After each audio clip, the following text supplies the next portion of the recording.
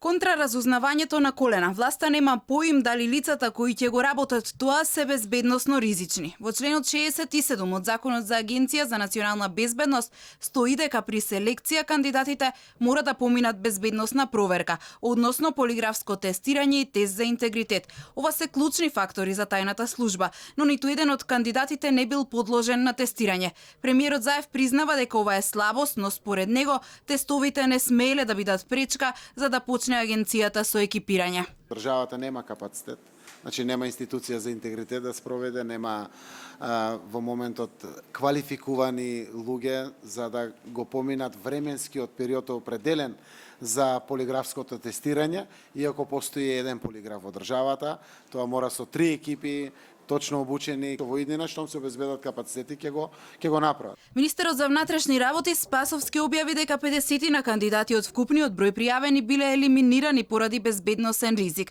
Како е направена проценката, нема конкретни детали, а првиот човек на агенцијата само посочи дека тие лица немале потребен степен на безбедносен сертификат и имале низок степен на бодови.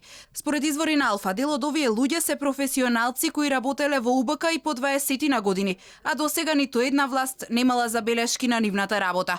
Во меѓувреме стигнало и предупредување од антикорупцијска дека во агенцијата има непотизам, но нема информации како ќе се справат со тоа.